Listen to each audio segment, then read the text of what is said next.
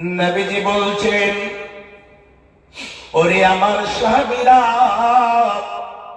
ইজা সালতা ফাসআলিল্লাহ। নবীজি বলছেন, ওরে আমার সঙ্গী সাথীরা, তোমাদের কোন জিনিস চাওয়ার যদি প্রয়োজন হয়, তোমার বাড়িতে খাবার নাই, তোমার বাড়িতে অসুবিধা আছে, সমস্যা দেখা দিয়েছে, সরাসরি আল্লাহর কাছে গিয়ে চাও, আল্লাহর কাছে প্রশ্ন করো, আল্লাহর কাছে হাত দুটো বাড়িয়ে দাও। আল্লাহ ছাড়া কারোর আগে দিকে হাত বাড়াবে না। নবীজি কি বলছেন? ইজা সালতা ফাসআলিল্লাহ। যখন চাইবে আল্লাহর কাছে চাইবে। হে মা জননী আমার,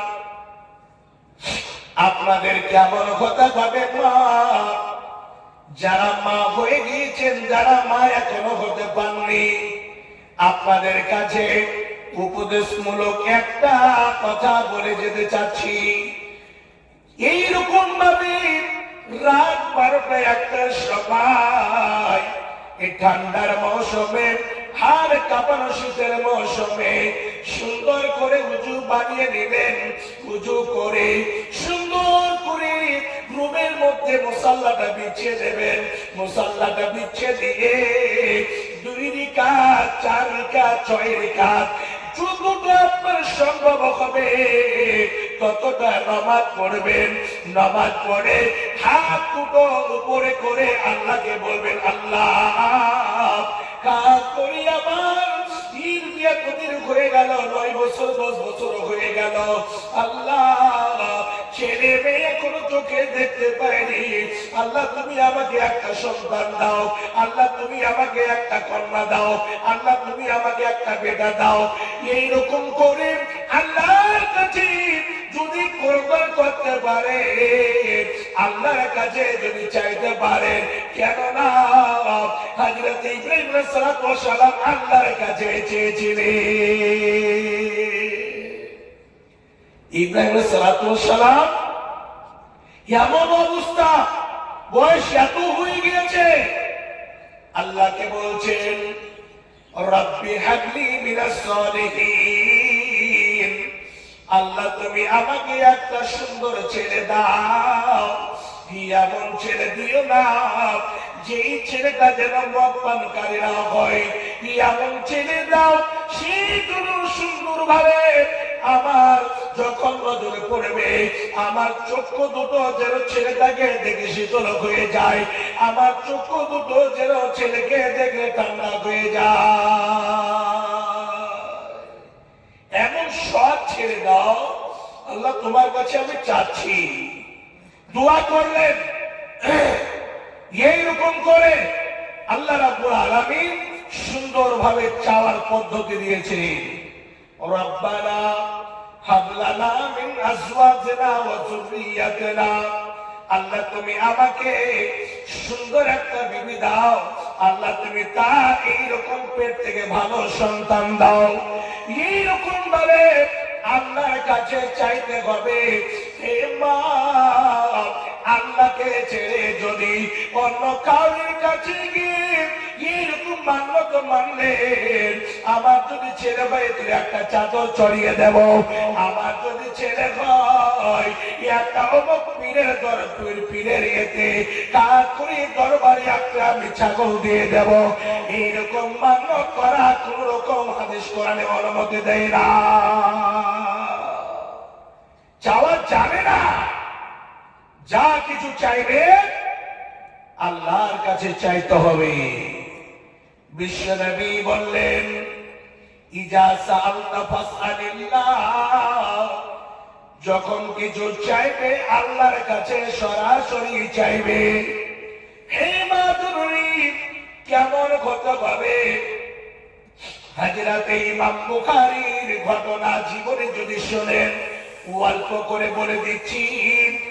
বাল্য অবস্থায় আল্লাহ রাব্বুল আলামিন 4 চক্ষু ছিনে নিয়েছিলেন, চক্ষুহীন দৃষ্টিহীন হয়ে গিয়েছিলেন। এই অবস্থাতে হালকা করে বলছি, তিনার জীবনীতে লেখা আছে ইমাম বুখারী অন্ধ হয়ে গেল। তিনার মা এইরকম ভাবে প্রতিদিন এসার সালাত আদায় করে সেই মুসাল্লাতে বসে করুণার করে দোয়া করে, আল্লাহ তুমি আমার ছেলেটার দৃষ্টি কেন কেড়ে নিলে? আল্লাহ তুমি আমার ছেলের দৃষ্টিকে আবার পুনরায় ফিরিয়ে দাও। এইরকম করে দোয়া করেন। একদিনের ঘটনা, ইমাম বুখারীর মা দোয়া করতে করতে সেই মুসাল্লাতে দোয়া করতে করতে ঘুমিয়ে গিয়েছে। হযরত ইব্রাহিম আলাইহিস সালাম স্বপ্নের মাধ্যমে আসছেন। আসার পরে বলছেন, শোনো তোমার ছেলে আল্লাহ রাব্বুল আলামিন দৃষ্টি আবার ফিরিয়ে দিয়েছে। এই যে দেখো, তোমার ছেলে আর দৃষ্টিহীন থাকবে না, আল্লাহ রাব্বুল আলামিন চোখে জ্যোতি আবার ফিরিয়ে দিয়েছেন, দেখতে পাবে। সকালবেলা দেখছেন, দেখেন কেমন দেখছেন, একেবারে ঠিক হয়ে গেছে। মা, আমার বাবা যান, আমার যুবক ভাইরা, এইগুলো থেকে যদি আমরা খাস করে নসিহত দিই, অবশ্যই আমাদের এগুলো যথেষ্ট। যে কোনো জায়গাতে যে জিনিসের প্রয়োজন হবে আল্লাহর কাছে চাইতে হবে, আল্লাহ ছাড়া কাউরির কাছে চাওয়া যাবে না। আপনি রাত 12তে একটা এমন জায়গাতে পড়ে গেছেন, গাড়ি পাচ্ছেন না, এমন পড়ে গেছে, সেই বিপদে নবীজি বলেন, এক নাম্বার হলো ইদা সালতা ফাসআলিল্লাহ, কাপড় ধরি, জামা কাপড়, খাবার দাবার, ঘর বাড়ি, জমি জায়গা, টাকা পয়সা, যা কিছু চাওয়ার প্রয়োজন হবে আল্লাহর কাছে চাইতে হবে। ওয়াইদাস্তানতা ফাস্তাইনু বিল্লাহ, যখন কোন বিপদে পড়ে যাবে, যে কোনো বিপদে থাকেন না কেন, বিপদে পড়ে গেছেন, সমস্যা দাঁড় হয়ে গিয়েছে, কিছু মানুষ এমন ভাবে আপনার উপরে আক্রমণ করার জন্য প্রস্তুত হয়েছে, আপনাকে ধরে সেই জায়গাতে মারবে, আপনি এমন বিপদে পড়েছেন, সেই সময় আল্লাহর কাছে মদদ চাইতে হবে। নবীজি বলেন, ওরে আমার উম্মতেরা, যে কোনো মদদ যদি চাইতে হয় তাহলে স্বয়ং আল্লাহর কাছে গিয়ে মদদ চাও, আল্লাহর কাছে মদদ চাইতে হবে। আমরা 5 ওয়াক্ত নামাজ আদায় করি, 5 ওয়াক্তের নামাজে সূরা ফাতিহা আমরা তেলাওয়াত করি। ওই সূরা ফাতিহার মধ্যে দুটো আয়াত এরকম রয়েছে, দুটো শব্দ এমন রয়েছে, কি বলি, ইয়াকা না'বুদু ওয়া ইয়াকা নাস্তাঈন। আল্লাহ তোমার ইবাদত বান্দেগি করি, তোমার ছাড়া অন্য কারোর কাছে মাথা নত করতে যাই না। ইয়াকা না'বুদু ওয়া ইয়াকা নাস্তাঈন, এবং সাহায্য আপনার ছাড়া অন্য কারোর কাছে চাইতে যাই না। তোমার দরবারে এসেছি, তোমারই ইবাদত বান্দেগি করি এবং তোমারই কাছে সাহায্য চাই। বাচ্চারা, আমার মা জননী খাস করে এইরকম হিসাবে যে কোনো বিপদে পড়ে, রাত 12টা 1টা হয়ে গেল, গাড়ি পান না, একটিবার স্মরণ করুন, কি বলে, আল্লাহকে বলেন, হাসবি আল্লাহু ওয়া নি'মাল ওয়াকিল, আল্লাহ তুমি আমার জন্য যথেষ্ট। আল্লাহ আমি বিপদে পড়েছি, আল্লাহ তুমি আমাকে বিপদ থেকে উদ্ধার করে নাও। আল্লাহ তোমার কাছে আমি সরাসরি কানেকশন লাগিয়েছি। আল্লাহ তোমাকে চিনি অন্য কাউকে ডাকি না, কোন লাক্কার দাদা, পাক্কার দাদা, কোন পীরের দামতাম, পীরের মোগা, এইরকম ভাবে কোন মানুষকে আমি ডাকি না। আল্লাহ তোমার কাছে এসেছি, আল্লাহ তুমি আমাকে বিপদ থেকে উদ্ধার করো। বাচ্চারা আমার, মানুষ যদি মানুষের কাছে চায়, তাহলে আপনার আমার বিবেকটা কি বলে? চলছে ঢালাহারে। আবার কিছু জিকির, এই যে শব্দ, মনে হচ্ছে যে কোন শিয়ালো গাচ্ছে না কি গাচ্ছে আল্লাহ জানে। এমন ভাবে ডাকাডাকি চলছে, বলার সীমা নাই।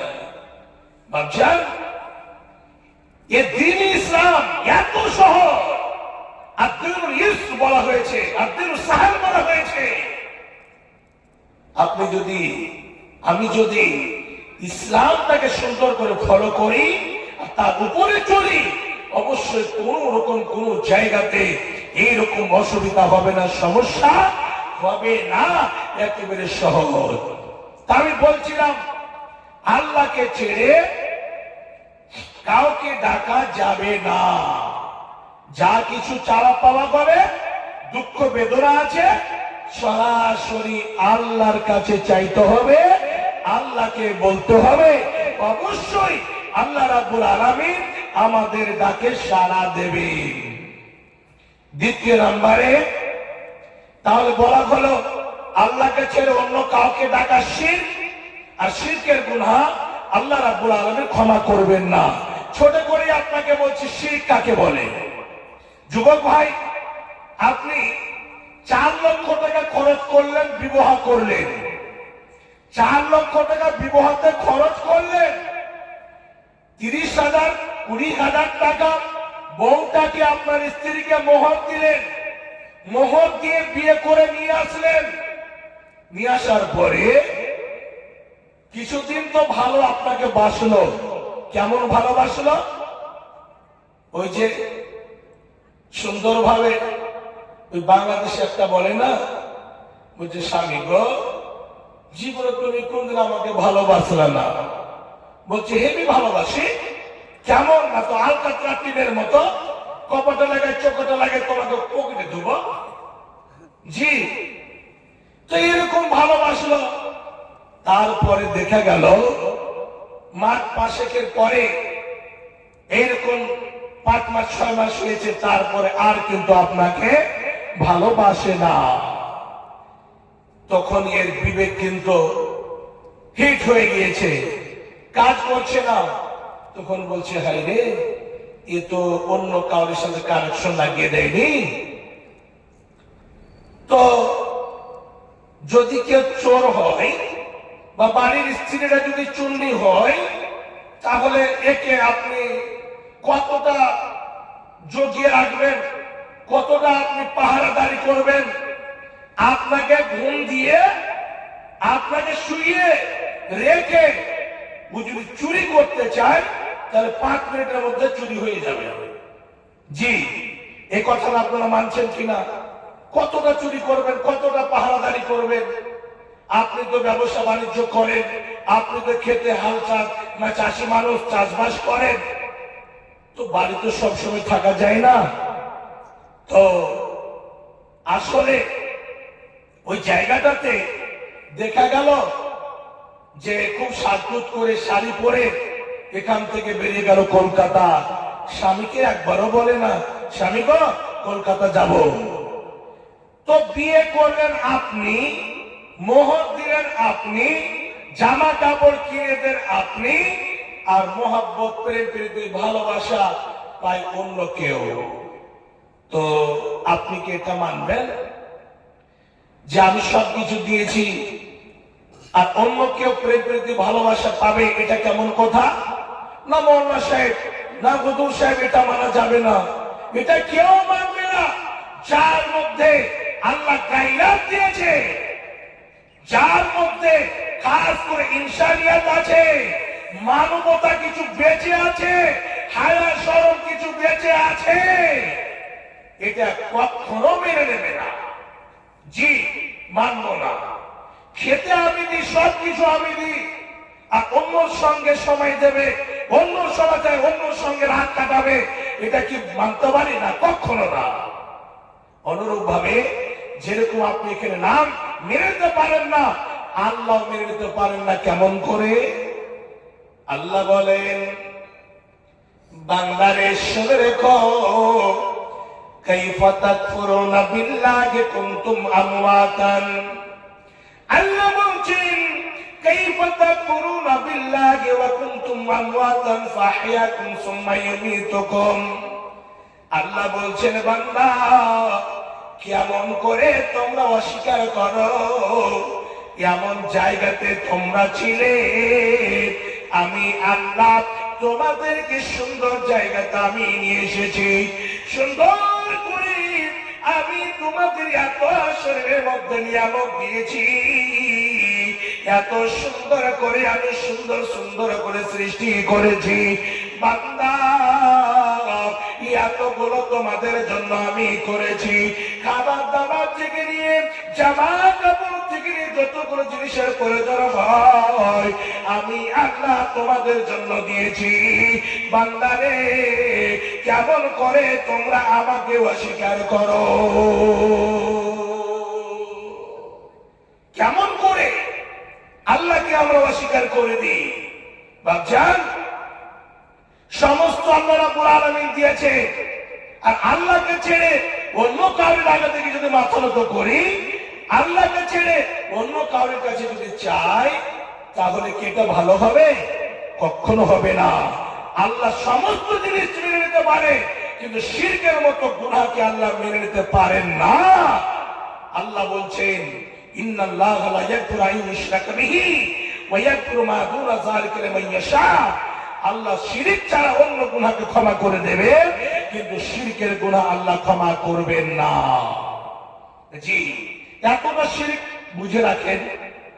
দ্বিতীয় কথা হলো, কোন মানুষকে কতল করা যাবে না, কোন মানুষকে নাজায়েজ হিসাবে কতল করা যাবে না, কিন্তু ইল্লা বিল হক, তিন প্রকারে মানুষকে কতল করা যায়। ইসলামী রাষ্ট্র যদি হয়, ইসলামী শাসক যিনি হবেন, তিনি একটা মানুষের মধ্যে যদি এই রকম হিসাবে তিন রকমের মধ্যে যেইগুলি একটা গুণ যদি চলে আসে, এক নাম্বার হলো এতদিন মুসলমান ছিল, কোরআন হাদিসকে মেনে চলত, হঠাৎ করে একদিন বলছে আমি কোরআন কো মানি না, হাদিস কো মানি না। এর মানে সে মুরতাদ হয়ে গিয়েছে। ইল্লা বিল হক, ওই জায়গাতে কি বলছে, ইসলামী রাষ্ট্র যদি হয়, ইসলামী শাসক যদি হবে, ওকে কতল করবে। দ্বিতীয় নাম্বার হলো, বিয়ের পরে কেউ যদি অবৈধ সম্পর্কতে পড়ে যায়, বিয়ের পরে সে মেয়ে হোক বা ছেলে হোক, কে যদি এইরকম ভাবে অন্যের সঙ্গে কানেকশন তৈরি করে নাই, হে যুবক ভাই, কি আমার যুবতী বোন, পৃথিবীর বুকে তাদের বেঁচে থাকার কোন অধিকার নাই। তাদেরকে ইসলামী রাষ্ট্র যদি হয়, তাদের বুক থেকে ঘিরে দেওয়া হবে, কমর পর্যন্ত ঘিরে দেওয়া হবে, ঘিরে দিয়ে ইট পাথর মেরে মেরে রজম করে দেওয়া হবে। জি, বেঁচে থাকার কোন অধিকার নাই। খাস করে এক নম্বরে কি হয়ে গেল, আমি কোরআনকে মানি না, ওকে কতল করতে হবে। দ্বিতীয় নম্বরে আমি জেলায় পড়েছি বিয়ের পরে, তো বিয়ের পরে জেলায় পড়লে রজম করতে হবে। তৃতীয় নম্বরে হলো কি, তৃতীয় নম্বরে অবৈধ হিসাবে, নাজায়েজ হিসাবে কাউকে কতল করে দিয়েছে, তাহলে ওটা কেসাসের বদল কেসাস নেবে। আপনি কতল করেছেন, ওর ভাইরা, ওর কেউ আত্মীয় স্বজন, ওর খানদানের মানুষ, ওর বদলে আপনাকে কতল করে নেবে। সে যদি রহম করে মহব্বত করে ছেড়ে দেয়, সেটা ভিন্ন কথা, কিন্তু কেসাসের বদল কেসাস নেওয়ার অনুমতি আল্লাহ দিয়েছে। যদি কেউ যদি আপনার বাম চোখটাকে খুলে দেয়, ওর বাম চোখটাকে ফোড়ে দাও। কেউ যদি আপনার বাম হাত কেটে দেয়, ওরও বাম হাতকে কেটে দাও। আপনার যদি নাক কেটে দেয়, ওরও নাক কেটে দাও। কেসাসের বদল কেসাস দেওয়া যায়। এই তিন প্রকারে মানুষকে কতল করা যায়। জি, আর না হলে আল্লাহ কি বলছেন আম কথা, মানুষকে ওয়ালা তাকতুলু নাফসাল্লাতী হারামাল্লাহু ইল্লা বিল হক, মানুষকে আমি কতল করাকে আমি হারাম করে দিয়েছি। এইরকম অবৈধ হিসাবে, নাজায়েজ হিসাবে কতল করা যাবে না। মামুন আমার অনেক আছে। কতল কোন জায়গাতে করে? কিছু মা আছে আমার, একটা যুগে যখন ছেলে মেয়ে হয় তারপরে কিন্তু আর ছেলে মেয়ে নেবে না। ছেলে মেয়ে ওষুধের দ্বারা বন্ধ করা হয়, ছেলে মেয়ে আপনার ইনজেকশনের দ্বারা বন্ধ করা হয়, ছেলে মেয়ে খাস করে এমন এমন হিসাবে বন্ধ করা হচ্ছে যে বলার সীমা নেই। কিসের জন্য? ছেলে মেয়ে যদি বেশি হয় তাহলে আমরা সুখী সংসার কাটাতে পারবো না। ছেলেকে বিশ্ববিদ্যালয়ে পড়াশোনা করাতে পারবো না।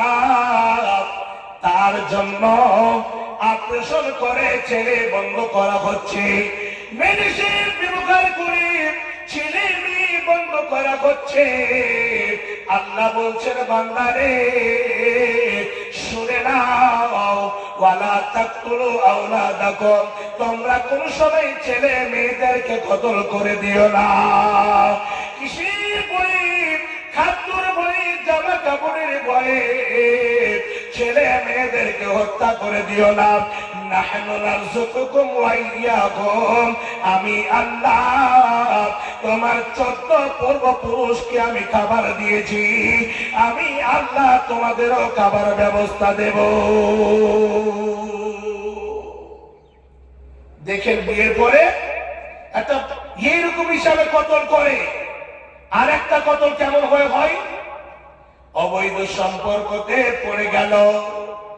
বিয়ের আগে একটা ছেলের সঙ্গে একটা মেয়ের কানেকশন হয়ে গেল।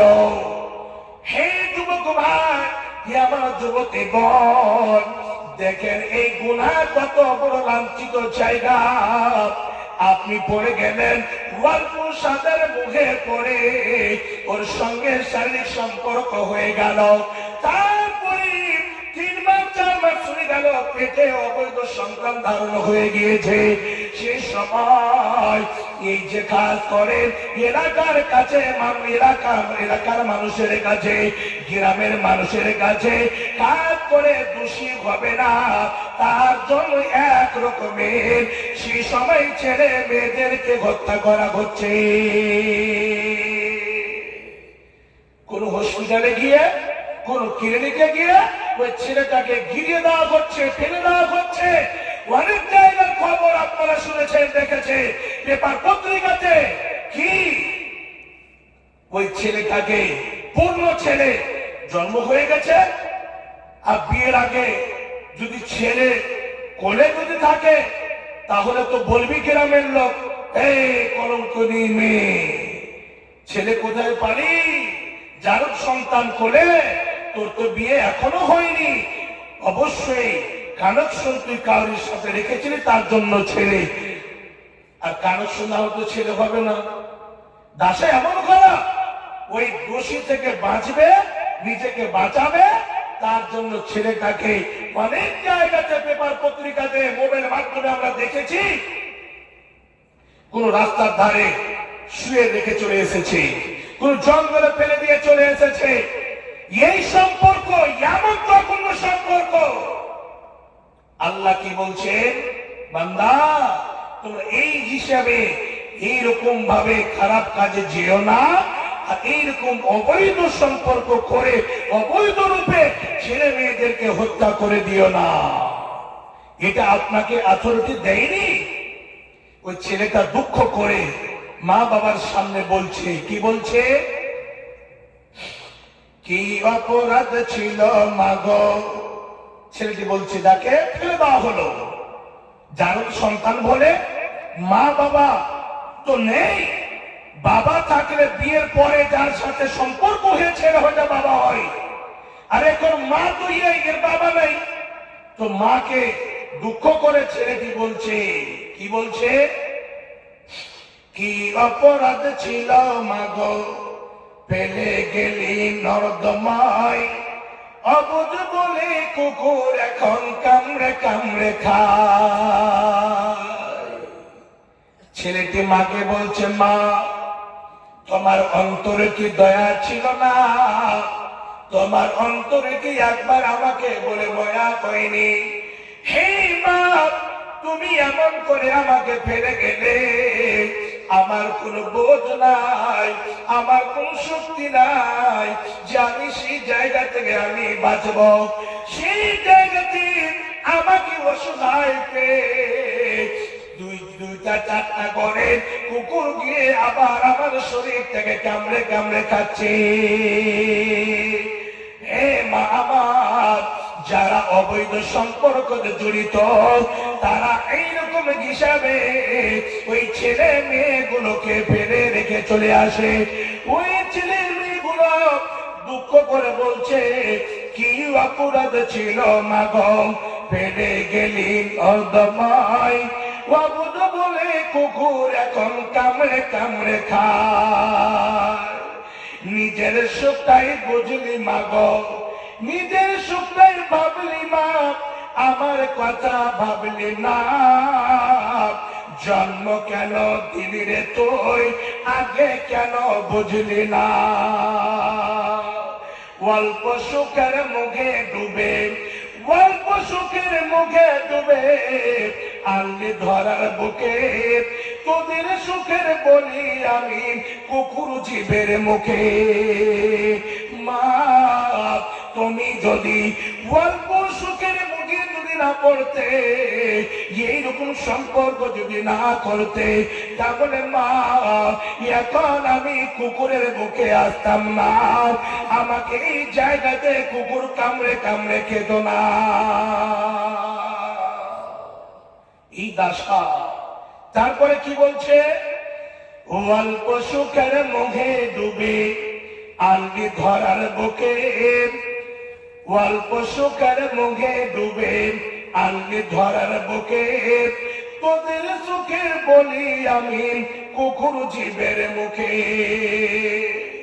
লোক লজ্জার ভয়ে মাপ বললি আমার কথা, বিনা দোষী করলি দোষী, এই কি মানবতা?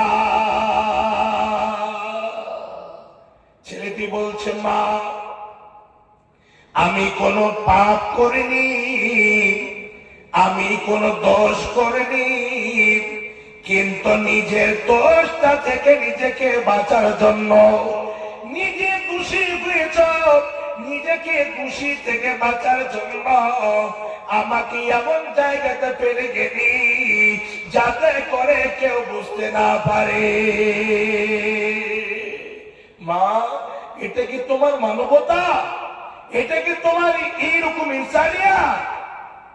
ছেলে কত দুঃখ করে মাকে বলছে, মা আমার এইরকম হিসাবে যদি হাত করে এরকম বুড়াতে ডুবে যা, তৃতীয় নম্বরে যেটা আমি আসছি, আল্লাহ বলছে যারা জেনাই পড়লো না, আর যদি জেনাই পড়ে যায়, শিরক এবং জেনা এগুলো হচ্ছে মহাপাপ, কাবিরা গুনাহ।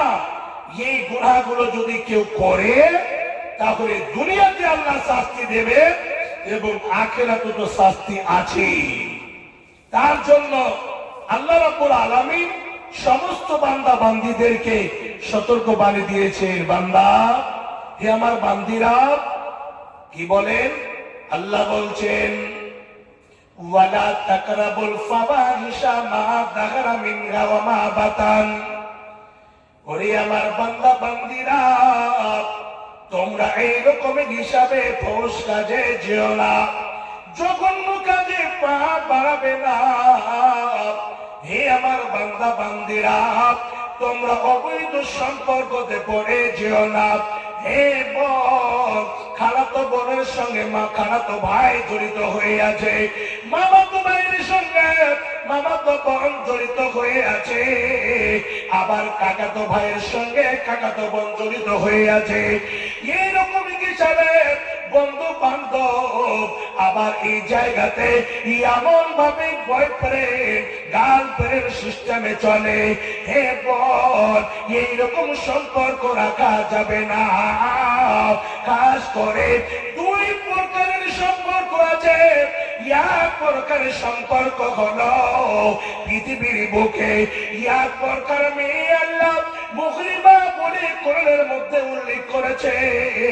আল্লাহ বলছেন, বান্দা, যে মেয়েগুলোকে চিরজন্মের জন্য বিয়ে করা হারাম ঘোষণা দিলাম, ওই মেয়েগুলোকে ছেড়ে যদি কোনো অন্য মেয়ে তোমার সামনে চলে আসে, খালাতো বোন হোক না কেন, মামাতো বোন হোক না কেন, চাচাতো বোন হোক না কেন, গ্রামের বোন হোক না কেন, এইরকম বোনদের সাথে কোন রকমের সম্পর্ক রাখা যাবে না।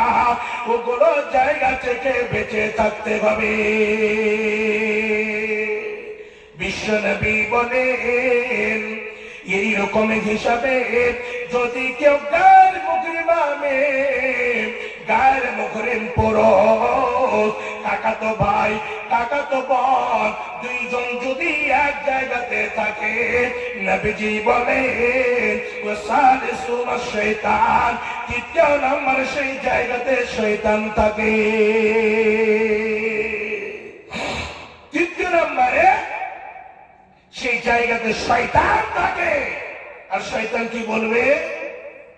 আহা, এমন জায়গাতে আছো কেউ দেখতে পাই না, তোমার মা, তোমার বাবা, তোমার গ্রামের মানুষ, আলেম ওলামা, মোলা জামালউদ্দিন সাহেব, মোলা ইসমাইল সাহেব, মোলা তারিক জামিল বুখারী, তারিক আজিজ বুখারী সাহেব, কেউ জানতে পারলো না।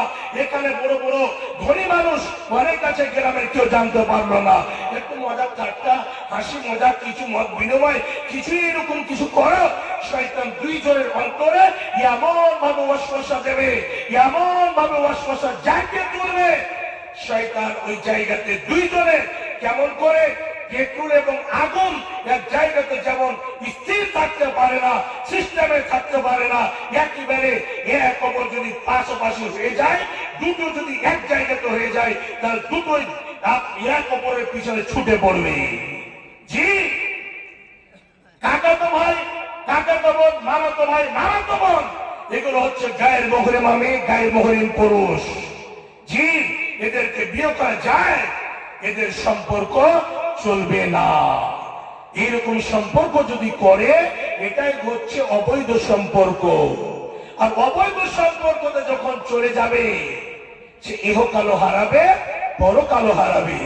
আল্লাহ রাব্বুল আলামিন তার জন্য বলছেন যে তোমরা এইরকম জঘন্য কাজ থেকে দূরে থাকো।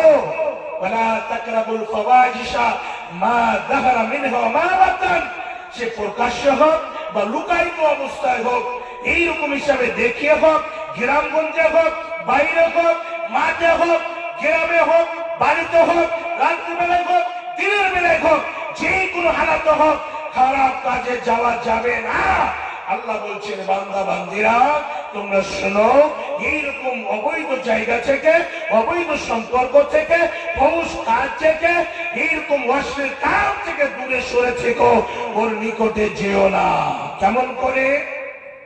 এই যুবক ভাই, আপনি 9 ক্লাসে পড়েন, স্কুলে গিয়ে একটা মেয়ের নাম্বার আপনার হাতে লেগে গেল।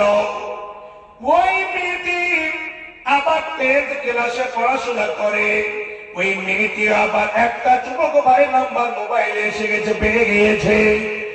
আবার মত বিনিময় চালু হলো, কথাবার্তা চালু হয়ে গেল। হে মা জননী, হে আমার যুবক ভাই, অবৈধ সম্পর্ক করতে গেলে জীবনে কোনদিন নেকি হবে না, বরং আপনি যখন যে জায়গাতে পা দেবেন, তখন থেকেই আপনাদের গুনাহ চালু হয়ে গেল। আর যদি বৈধ সম্পর্কতে যদি থাকেন, কেমন? মাকে খাওয়াবেন, বোনকে খাওয়াবেন, নিজের স্ত্রীকে খাওয়াবেন, নিজের মেয়ে ছেলেকে খাওয়াবেন। এই যুবক ভাই, আপনি বাড়িতে খেতে বসেছেন, বিবিকে ডেকে বলছে, বিবি রে, হে হাজরা, হে নাসিমা, হে মঞ্জিরা, তুমি এসো, তোমার মুখে আমি এক লোকমা খানা উঠিয়ে দেব। নবীজি বলছেন, যদি এক লোকমা খানা নিজের বিবির মুখে উঠিয়ে দিতে পারেন, আমরা যদি নিজের বিবির মুখে এক লোকমা খানা উঠিয়ে দিতে পারি, বিবিকে মিষ্টি ভাষায় যদি ডাক দিতে পারি, বিবিকে হাসি মুখে যদি এইরকম ভাবে কাজ করে সন্তুষ্ট দিতে পারি, নবীজি বলে প্রত্যেক জায়গাতে সরকার মতো নেকি রয়েছে, এই জায়গাতে আপনার জীবনে কোনদিন গুনাহ হবে না। এটাই হচ্ছে বৈধ সম্পর্ক, নেকি হবে, গুনাহ হবে না। বিবি যদি মুত্তাকি পরহেজগার হয়, আল্লাহ বলে যদি হয়, স্বামী বাড়িতে আছে, স্বামীকে অসন্তুষ্ট রেখে যদি তাহাজ্জুদের সালাত আদায় করে, পুরুষ যদি নারাজ থাকে, জীবনে কোনদিন নেকি হবে না, বরং গুনাহগার হয়ে যাবে। হে বোন, যদি বিয়ের আগে এইরকম একজন ছেলেকে যদি পুরুষ ভেবেলেন, পুরুষ ভেবে পা থেকে মাথা পর্যন্ত যদি খিদমত করে, হে যুবক ভাই, যদি একটা যুবতী বোনের সঙ্গে সম্পর্ক রাখেন বিয়ের আগে, তাহলে এই জায়গাতে যতই আপনি খাওয়ান, যতই আপনি পড়ান, যতই মিষ্টি মিষ্টি কথা বলেন, এই মিষ্টি কথা বলতে গিয়ে নেকি হবে না, ওই জায়গাতে বরং গুনাহ হবে। আপনি বলছেন যে মানুষ তো একই, কিন্তু গুনাহ নিজের নেকি কেন হবে? এই জন্য একটু কথাটা বুঝবেন। 4 বিঘা জমি আপনি খরিদ করেছেন, আপনি যে হাল বাইবেন, আপনি যে গম ধান চাষ করবেন, কেউ আপনাকে বাধা দেবে? মানা করবে যে কেন যাচ্ছে? বলবে না। আর ওই জায়গাতে আপনার বৈধ ফসল উপার্জন হবে। আর একটা জায়গাকে 1 বিঘা জমিকে জোর করে দেবেলিয়েছে, আর দেবেলিয়ে ওই জায়গাতে ভুট্টা, ধান, গম চাষ করছে আর খাচ্ছে। আপনি হারাম খাচ্ছে, আপনার ছেলে মেয়েও হারাম খাচ্ছে, আর এই জায়গাতে আপনার বৈধ উপার্জন হয় না, অবৈধ উপার্জন হচ্ছে। জায়গাটি একই রকমের, কিন্তু পার্থক্য হলো টাকা দিয়ে আপনি খরিদ করে নিয়েছেন, সম্মতি হিসাবে বিক্রি করেছেন, যিনি নিয়েছেন আপনি, দুইজনের রাজি খুশিতে খরিদ করে নিয়েছেন, ওর বিনিময়, জমিটার বিনিময় টাকা দিয়েছে, এই জন্য বৈধ। একটা মেয়েকে আপনি যখন বৈধ হিসাবে নিয়ে আসতে যাবেন, তাহলে আল্লাহ তার বিধান দিয়েছেন কোরআনের মধ্যে। বান্দা, বিধান হলো ওয়াকুন নিসা সাদাকাতিহিন্না নিহলা, তুমি যাও ওই মেয়েটাকে বউ করে নিয়ে আসবে, ওকে তুমি 20,000, 10,000, 5,000, 100 টাকা, কমপক্ষে একটা লাল 20 টাকা তুমি নগদ দিয়ে, মোহর দিয়ে ওই মেয়েটাকে খরিদ করে নিয়ে এসো। আর নিয়ে আসার পরে সুন্দরভাবে ওর সঙ্গে মত বিনিময় করো, আলোচনা করো, তুমি সবসময় এক অপরের সঙ্গে জড়িয়ে থাকো, কোন রকমের গুনাহ হবে না, বরং নেকি হবে। জি, আর এটাই যদি আগে হয়ে যায়, তাহলে কত গুনাহ, লাঞ্ছিত। এমন হলো আল্লাহু আকবার, গ্রামের লোক জানতে পারলো, এলাকার লোক জানতে পারলো, আর বিচারে বসে বলছে ওকে 100 কোড়া মারো, একে 100 কোড়া মারো। তো কোড়া এখন মারা হচ্ছে। আহা, এই তো হচ্ছে আমার ফুফাতো ভাই গো, কেমন করে মারা যাবে? ঠান্ডার মৌসুমে কাশ্মীরি সুইটার মোটামুটি করে 6টা গায়ে দিয়ে এসেছে। আর এদিকে বিচার চান্নেওয়ালা 10 কাঁটা কঞ্চিকে, কাঁচা কাঁচা কঞ্চিকে এক জায়গাতে করে বলছে এই ঘাড়ের, এই কাঁধের নিচে থেকে 10 বার এরকম করে দিয়ে দাও, ধোলা ছেড়ে দাও, হয়ে গেল, বিচার হয়ে গেল। দেখে মেয়েটাকে মারবে তো যেরকম আমি লম্বা জামা পরে এসেছি, এরকম লম্বা জামা, আর তার ভিতরে কত কত যে গায়ে দিয়ে এসেছে, আর দিয়ে মারছে তো শরীর একটু গায়ে হয় না। 2-4 বারে যখন করেছে, করার পরে একেবারে নিজে হেলে গেল, আর পোকড়া হয়ে টেলা হয়ে ওকে মাগে বলে যে পড়লো জমিতে, আর বলার সীমা নাই। তো বিচারক বলছে উনি বাবারে মরে গেল, শালাকে বিচার করতে এসে তো জেল যেতে হবে। আর মাঝে না হয়ে গেল মানে এখনো কমসে কম যদি 10 খান কমছি এক জায়গায় তো করে মারে, তা 5 বাড়ি এখনো দিতে হবে। বিচার হয়ে গেল। আর কোন জায়গাতে বিচার হচ্ছে কি মারা হচ্ছে, ছেলেটাকে 2 লক্ষ টাকা জরিমানা হচ্ছে। জরিমানা করে মেয়েটাকে কিছু দিল, তারপরে কিছু টাকা বলছে তোমার অ্যাকাউন্টে দিয়ে দেব। মানে তোমাকে সবজি টাকা দিয়ে গেলে তুমি তো খেয়ে ফেলে দেবা, তোমার পর বিয়ে কি আছে, তোমার পর আছে কিছু কাজ আছে, তো আমরা একটা পঞ্চায়েতের মানুষ একটা ভালো কাজ করে দেবো, কি তোমার অ্যাকাউন্টে দিয়ে দেব। অ্যাকাউন্টে দিয়ে দিবে, অ্যাকাউন্ট কোথায় যে গেল? 2 দিন 4 দিন 5 দিন 10 দিন হচ্ছে, মেয়েটি যাচ্ছে মানুষ সাহেব, সরদারজি সাহেব, বিচারক সাহেব, অমুক সাহেব, ধমুক সাহেব, টাকাটা দেবেন না। কিসের টাকা? ওই যে টাকাটা বাকি আছে। আর তখন রেগে বলছে টাকা ইনকাম করার জন্য, এই জন্য এই কাজ করছিস। কয় টাকা? তুই কি ধার দিয়েছিস আমাকে? জি না, ওই যে ধরা পড়া টাকাটা লজ্জাসরম বিক্রি করে দিয়েছে মণিপুরের হাটে, গরুর হাটে। তখন মৌকা পেয়েছে যে বলতে তো পারবে না, বলছে যে আজ থেকে যদি টাকা চাইতে আসলি তাহলে তোকে একেবারে লাখ মার্কা করে দেবো, জীবনে আর চাইবি না টাকা। সারা রাত বিচার করেছি, তোর বাবা কি আমাদেরকে, তোর মা বাবা, তোর ভাই আমাদেরকে কি কোনো টাকা বেতন দিয়ে নিয়ে গিয়েছিল? সারা রাত বিচার করবো, ওখানে আবার টাকা বিচার করে টাকা ভাগ হয়ে গেল। জি, তো শরীয়তে কোরআন হাদিসে কতটুকু অনুমতি দিয়েছেন আল্লাহ রাব্বুল আলামিন? অনুমতিটা কি?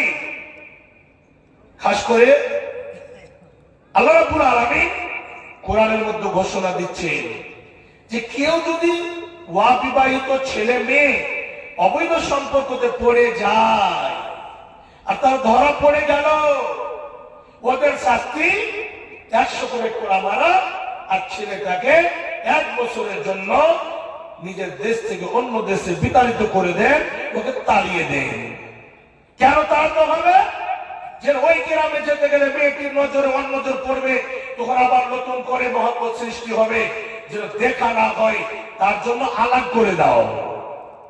জি, তারপর তো আবার 3 লাখ করবে, ওখান থেকে বাড়ি চলে যাবে। কিন্তু একটা বড় করে আলাগ হিসাবে টাকা জরিমানা করা হচ্ছে। আর বিবাহিত ছেলে মেয়ে যদি পড়ে তো তার দলিল কি? বিশ্বনবী বলেন, খাস করে বিবাহ করার পরে যদি জেনায় পড়ে যায় তাহলে তাদেরকে কি করতে হবে? 100 কোড়া করে নয়, তাদেরকে মেয়ে হোক বা ছেলে হোক, মেয়ে বলে বুক পর্যন্ত মাটিতে গেড়ে দিতে হবে, ছেলে বলে কমর পর্যন্ত মাটিতে গেড়ে দিতে হবে। আর গেড়ে দিয়ে তাদেরকে ইট পাথর মেরে মেরে রঞ্জন করে দিতে হবে। বেঁচে থাকার কোন অনুমতি নাই। সহিহ হাদিস রাবী বর্ণনা করছে, ভুল যদি হয়ে যেও থাকে, আল্লাহর ভয় কেমন ছিল অন্তরে?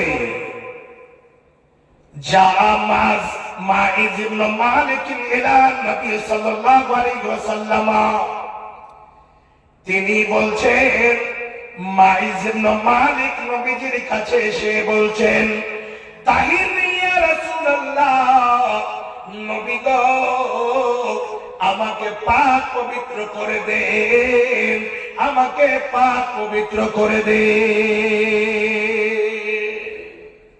নবীজি বলছেন, ইরজি, তুমি বাড়ি ফিরে যাও, আস্তাগফিরুল্লাহ, তুমি আল্লাহর কাছে ইস্তেগফার করো, ওয়া আতুবু ইলাইহি, তুমি আল্লাহর কাছে তওবা করো, বাড়ি ফিরে যাও।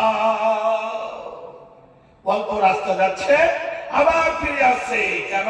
কি মনে? আল্লাহ, আমি এত বড় পাপী হয়েছি, এত বড় অপরাধী, এত বড় অপরাধ করে আমি দুনিয়ার বুকে কেমন ভাবে বেঁচে থাকবো? এই রাতে যদি আমার মরণ হয়ে যায়, তাহলে আমাকে জাহান্নাম ছাড়া কোনো জায়গা যেতে হবে না। আমার ঠিকানা জাহান্নাম ছাড়া অন্য কোনো জায়গা হবে না। আবার দ্বিতীয়বার ফিরে এসে বলছেন, রাসূল গো, নবী গো, আমাকে আবার খাস করে আবার বলছি, আমাকে পাক পবিত্র করে নেন। আবার বলছেন, যে তুমি বাড়ি ফিরে যাও, আস্তাগফিরুল্লাহ, তুমি আল্লাহর কাছে ইস্তেগফার করো, তুমি তওবা করো। আবার একটু জায়গা যাচ্ছে, আবার ফিরে এসে বলছে, নবী গো, আমাকে পাক পবিত্র করে নেন। তিনবার হয়ে গেল। তারপরে নবীজি রেগে বলছেন, বলে আমার সাহাবীরা, এই লোকটি কি পাগল? এই লোকটিকে বাড়ি যেতে বলছি তো কেন যায় না? কেন যায় না? সাহাবীরা বলছে, নবী গো, এই লোকটি পাগল না, বিবেকহীন না, সব কিছু আছে, কোনো অসুবিধা নাই। আচ্ছা, তাহলে কি সে মদ পান করে এসেছে, নাশা করে এসেছে? একজন সাহাবী গিয়ে মাইস ইবনে মালিকের মুখটাকে ফেড়ে শুঁঘে দেখছে। শুঁঘে দেখে বলছে, নবী গো, মাইস ইবনে মালিক সেই মদ পান করে আসেনি, কোনো নাশাও করে আসেনি। তখন নবীজি বলছেন, মাইস ইবনে মালিক, তাহলে তুমি সত্যি জেনা করেছ? বলছে, জি। সাহাবীদেরকে অর্ডার দিয়ে দেওয়া হলো, যাও গিয়ে একে একটা এমন জায়গাতে নিয়ে যাও, একটা ময়দানে নিয়ে কোমর পর্যন্ত মাটি খুঁড়ে পুঁতে দাও, আর পুঁতে দিয়ে ইট পাথর মেরে মেরে তাকে রজ্জম করে দাও। বাপজান আমার, সাহাবায়ে কেরাম সুন্দরভাবে তাকে নিয়ে গেলেন। নিয়ে যাওয়ার পরে একটা গর্ত খনন করার পর কোমর পর্যন্ত গিরে দিয়ে ইট পাথর মেরে মেরে রজ্জম করে দিলেন। রজ্জম হয়ে গেল। তারপরে নবীজি বললেন, তাকে সুন্দর করে জানাজার জন্য তৈরি করো। সুন্দরভাবে তার জানাজা হলো, জানাজার সালাত হলো, দাফন কাফন হয়ে গেল। হে বাপজান আমার, আমার মা বোনেরা, কয়েকদিন পর, 2 থেকে 3 দিন পরে, কয়েকদিন পর নবীজি এসে বলছেন, ওরে আমার সাহাবীরা, তোমরা নিজের ভাই কাজ করে মাইস ইবনে মালিকের জন্য ইস্তেগফার করো। সাহাবীরা উল্টে নবীজিকে প্রশ্ন করে দিলেন, নবী গো, আপনি একজন জিনাকার, একজন এত বড় পাপিষ্ঠ মানুষের জন্য, আপনি এত বড় অপরাধী মানুষের জন্য কেন ইস্তেগফার করতে বলছেন? নবীজি বলছেন, উনি আমার সাহাবীরা, মাইস ইবনে মালিক জেনা করতে পারে, জেনা করেছে বটে, কিন্তু শুনে নাও, যদি সে এত তওবা করেছে, এই বাচ্চারা যখন থেকে গুনাহ হয়েছে, রাত কাটে না, দিন কাটে না, সকাল বেলা, দুপুর বেলায়, বিকাল বেলায় 24 ঘন্টা আল্লাহর কাছে কর্ম করতে আছে, আল্লাহর কাছে কাগজ বিনতি করতে আছে, আল্লাহর কাছে বলতে আছে, আল্লাহ আমি এত বড় অপরাধী, আল্লাহ আমি অজান্তে ভুল করে দিয়েছি, আল্লাহ তুমি আমাকে ক্ষমা করে দাও। এইরকম ভাবে অনয় বিনয় করতে থেকেছে, কান্নাকাটি করতে থেকেছে। বিশ্বনবী বলছেন, ওরে আমার সাহাবীরা, মাইস ইবনে মালিক গুনাহ করেছে, এই জায়গাতে জেনা করেছে বটে, কিন্তু শুনে নাও, এত তওবা করেছে, আমার পুরো উম্মতের মধ্যে যদি তার তওবাকে বন্ধন করে দেওয়া হয়, তার এর মতো অপরাধী গেলা, এর মতো গুনাহগার যারা হবে, তাদেরকে আল্লাহ ক্ষমা করে দেবে। এটাই তাদের জন্য যথেষ্ট হয়ে যেত ক্ষমা। বাপজান আমার, গুনাহ করে বসে নাই, অপরাধ হয়ে গিয়েছে, গুনাহ হয়ে গিয়েছে, জুলুম অত্যাচারী কাজ করে আমার মধ্যে ঢুকে পড়েছিল, আমি তো পরে করে দিয়েছি। এই জায়গাটা নিজেকে টিকে রাখতে পারেনি, নবীজির কাছে গিয়ে হাজির। ভাবছেন আমার মাদুর নেই। ওই হাদিসের সাথে একটা হাদিস জড়িত। মাইজ ইবনে মালিক যে মেয়েটির সঙ্গে জেনা করেছিল, ওই মেয়েটি জারদ সন্তান, অবৈধ সন্তান পেটে করে নবীজির কাছে গিয়ে হাজির। বলছে, নবী গো, আমাকে পাক পবিত্র করে নেন। এই যে দেখে, একবার বলছেন, দুইবার বলছেন, তিনবার বলছে। নবী বলছে, যাও বাড়ি ফিরে যাও, তুমি তওবা করে ইস্তিগফার করো। ওই মেয়েটি বলছে, নবী গো, যেরকম ভাবে মাইজ ইবনে মালিককে ঘুরিয়ে দিচ্ছিলেন, ওইরকম করে আমাকে ঘুরিয়ে দিচ্ছেন, কেমন কথা? দুইবার চারবার বলল। বলছে, নবী গো, দেখেন, এই যে আমার পেটে সন্তান, আমার পেটটা উঁচু হয়ে আছে। যখন চারবার হয়ে গেল, কনফার্ম নবীজি হয়ে গেলেন, তারপরে বলছে, শোনো, জেনা করেছো ঠিক আছে, তুমি কাজ করে পাপী, কিন্তু তোমার পেটে যে সন্তানটা আছে, ছেলে আছে, এই ছেলেটা তো পাপী নয়, এই ছেলেটা তো গুনাহ করেনি। এখন যদি তোমার উপরে হদ কায়েম করা হয়, যদি এখন তোমার উপরে সাজা দেওয়া হয়, তাহলে তুমিও দুনিয়া ছেড়ে যাবে, আর তোমার পেটের সন্তানটা সেটাও দুনিয়া ছেড়ে যাবে। এত বড় কাজ করা যাবে না। যাও, যতদিন ছেলে দুনিয়াতে জন্ম না গ্রহণ করবে, জন্ম ভূমিষ্ঠি না পাবে, ততদিন পর্যন্ত তোমার উপরে হদ কায়েম হবে না। জি, মেয়েটি, আল্লাহু আকবার, এত কান্না। যখনই শুনেছে যে ছেলে হওয়া পর্যন্ত আমার উপর হদ কায়েম হবে না, রাস্তায় চোখ দিয়ে পানি ফেলছে এবং একটা দুইটা করে খাচ্ছে আর বলছে, আল্লাহ, আমি একজন বড় কাজ করে গুনাহগার, আমি এই গুনাহ সংশোধনের জন্য নবীজির কাছে গেলাম, কিন্তু নবীজি আবার একটা সময় বলে দিয়েছে, এই সময় পর্যন্ত আমি বেঁচে থাকবো কি থাকবো না। আল্লাহ, আমি অজান্তে ভুল করেছি, আল্লাহ, আমার দিন কাটে না, রাত কাটে না, আল্লাহ, আমি এত বড় অপরাধী, আল্লাহ, তুমি আমাকে ক্ষমা করে দাও, আল্লাহ, তুমি আমার গুনাহকে মোচন করে দাও। এইরকমই হিসাবে সকাল বেলায় কান্না করে, বিকাল বেলায় করে এত তওবা করেছে, এত ইস্তেগফার করলো। এইরকম করতে করতে করতে করতে সময় যখন হয়েছে, আবার ছেলে জন্ম হয়েছে। সেই ছেলেটিকে একটা সাদা কাপড়ে সুন্দর করে গুটিয়ে নিয়ে বিশ্বনবীর দরবারে গিয়ে হাজির হয়েছে। বলছেন, ইয়া রাসূলুল্লাহ, ইয়া নবী আল্লাহ, নবী গো, আপনি সময় দিয়েছিলেন ছেলে হওয়া পর্যন্ত, এই যে দেখেন ছেলে জন্ম হয়েছে, এই আমি কাপড়ে তাকে লাটকে নিয়ে এসেছি। ছেলেটিকে নবীজি দেখলেন, ওই জায়গাটায় নবীজি ছেলেটিকে দুধ পান করার জন্য কাকে দেবে, এইরকম ব্যবস্থা নাই।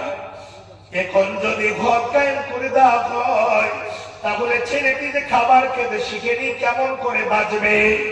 বিশ্বনবী নবী মুহাম্মদুর রাসূলুল্লাহ সাল্লাল্লাহু আলাইহি ওয়াসাল্লাম কাজ করে একজন সাহাবীকে ডেকে বলছেন, ওরে আমার সঙ্গী সাথী, তুমি শোনো, এই ছেলেটি অপরাধী নয়, এই ছেলেটি কোনো জুলুম করেনি, অত্যাচার করেনি, কোনো গুনাহ করেনি।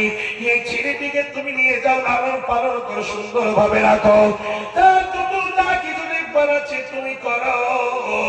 কাজ করে এই জায়গাতে ওই মেয়েটিকে এইরকম ভাবে পাঠিয়ে দেওয়া হলো, যাও, সুন্দর করে তাকে দুধ পান করাও, দুধ পান করাও, দুধ পান করাও, এই মেয়েটিকে দেখভাল করে রাখো, সুন্দর করে দুধ পান করাও। এই দুধ পান করতে করতে যতক্ষণ পর্যন্ত সেই কিছু খেতে না শিখবে, কিছু খেতে না শিখবে, রুটি, খাদ্য, ভাত কিছু খাইতে যখন শিখে নেবে, তখন তুমি তাকে সঙ্গে করে নিয়ে আসবে। একজন সাহাবীর দায়িত্ব দিয়ে দেওয়া হলো, এই ছেলেটিকে এবং এই মেয়েটিকে সুন্দরভাবে তুমি রাখো। আস্তে আস্তে যখন কিছু খেতে শিখেছে, হাতে রুটির টুকরো মা ছেলেটির হাতে ধরিয়ে দিয়ে রুটি ধরে আছে। এমত অবস্থায় ছেলেটিকে করে করে কাজ করে নবীজির দরবারে গিয়ে হাজির হয়েছে। নবীজিকে গিয়ে বলছে, নবী গো, আপনি বলেছিলেন দুধ যখন ছেড়ে দেবে কিছু খাদ্য খেতে শিখে নেবে, তখন আসবে। এই কথা বলে নবীজি বললেন, ওরে আমার স্বামী, যাও ছেলেটিকে তুমি লালন পালন করো, এখন খেতে শিখে নিয়েছে, খাদ্য খেয়ে মানুষ হয়ে যাবে। তারপর সাহাবীদেরকে বলা হলো, ওরে আমার সাহাবীরা, এই মেয়েটিকে নিয়ে যাও, এমন জায়গাতে নিয়ে যাও মরুভূমির প্রান্তরে একটা ময়দানে নিয়ে গিয়ে বুক পর্যন্ত একটা গর্ত খনন করে দাও, গর্ত খনন করে বুক পর্যন্ত গিরে দাও, আর গিরে দিয়ে তাকে ইট পাথর মেরে মেরে মেয়েটিকে রজ্জম করে দাও। ভাবছেন আমার মা জননী? তাই করা হলো।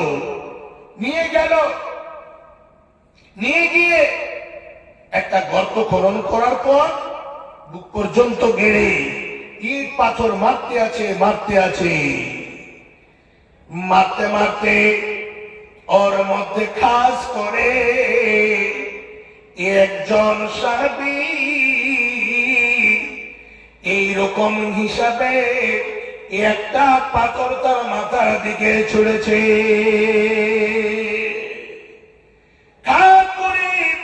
যখনই ছোড়া, যখনই পাথরটা তার মাথায় লেগেছে, ওই পাথরের লেগে রক্ত শিষ্টের মতো ছুটে এসে সাহাবীদের শরীরে পড়ে গেল। যখনই পড়েছে, ওই রক্ত পড়ার কারণে ওই সাহাবীটি কি করেছে, হায়রে মালউনা মেয়ে, এইরকম বলে একটা মুখ দিয়ে গালি বের করে দিয়েছে। যখনই বের করা, নবীজি বলছেন, খালিদ বিন ওয়ালিদ, তুমি শোনো, তুমি যে শব্দটি বলে তুমি মেয়েটিকে গালি দিলে মালউনা বলে, হে খালিদ বিন ওয়ালিদ, তুমি একটা নিজে ধারণা করেছো একটা পাপী মেয়ের রক্ত আমার শরীরে পড়ে গেল, সেটা না। এই মেয়েটি এত তওবা করেছে, এত তওবা করেছে, এর তওবাটিকে ধরে নিয়ে যদি মক্কা মদিনাতে বা 70 জন মানুষের মধ্যে যদি কাজ করে বার করে দেওয়া হয়, তবু সেই এইরকম পাপী গুলো এ তওবাতে তাদের জন্য ক্ষমার যথেষ্ট হয়ে যাবে। মা জননী গুনাহ করেছিল, কিন্তু গুনাহ করার পরে তাদের বিবেক দেখুন, এই জায়গাতে ভুল হয়েছে, আল্লাহু আকবার, না না না, এই মতো করা যাবে না। খাস করে নবীজির দরবারে হাজির হয়েছে। মা জননী আমার যুবক ভাই, আমার বাপ জানে না, তারা এখানে বুঝতে পারে গেল, বিয়ের পরে কেউ যদি এইরকম অবৈধ সম্পর্কতে পড়ে যায়, তাহলে পরে কি হবে, তাদের দুনিয়াতে বেঁচে থাকার কোনো অধিকার নাই। তাদেরকে খাস করে এইরকম হিসাবে ইসলামী রাষ্ট্র যদি হয়, তাহলে এই পাথর মেরে মেরে তাদেরকে রজ্জম করে দেওয়া হবে। ইসলামী শাসক ওদের উপরে এইরকম হক কায়েম করবে।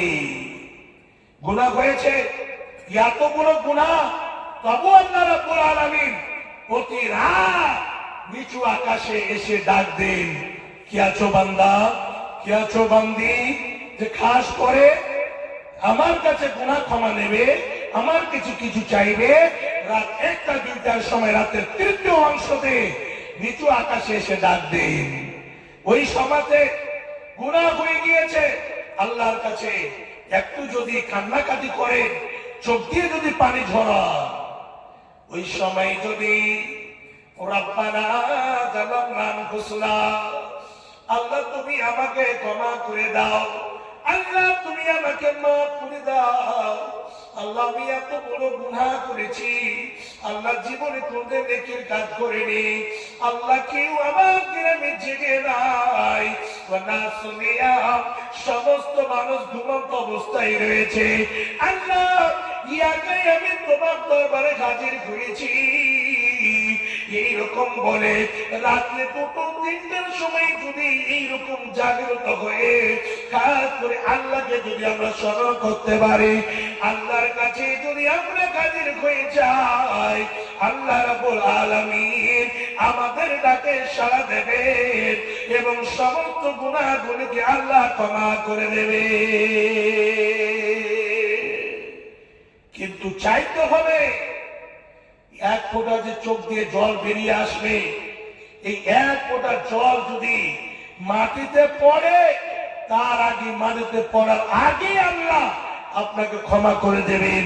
বিশ্বনবী বলে, নবীজি বলেন, আল্লাহর ভয়ে যারা কান্না করবে, আল্লাহর ভয় অন্তরে ঢুকেছে, আল্লাহর ভয় অন্তরে ঢুকে পড়েছে, তার জন্য রাত্রে 1-2টার সময় কান্নাকাটি করছে, ওরাই বিনয় করছে, মাটিতে লুটে পড়ে গেছে। আল্লাহকে বলছি, আল্লাহ আমার মনে হয় নাকি গুনাহ আল্লাহ কোন জায়গাতে ক্ষমা পাবো, তার জন্য তোমার কাছে এসেছি, কোন দ্বার নাই তোমার দ্বার ছাড়াও, আল্লাহ তুমি আমাকে ক্ষমা করে দাও। এক ফুটের জল বের হয়েছে।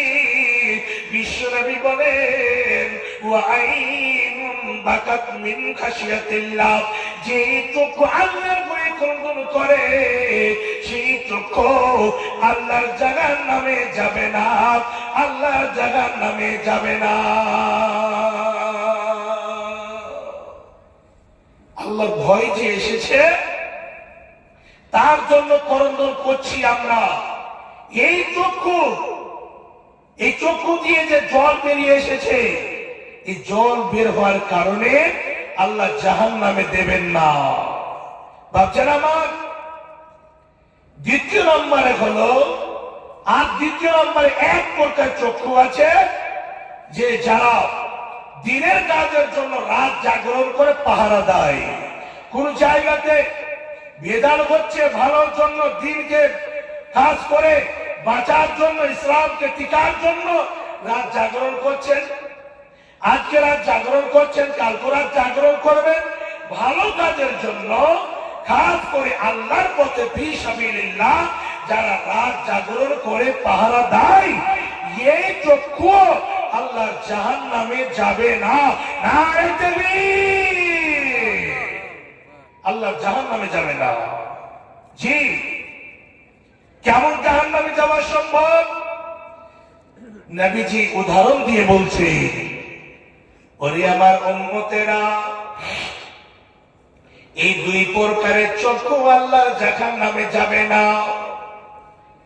কেমন ভাবে জাহান্নামে যাওয়া অসম্ভব?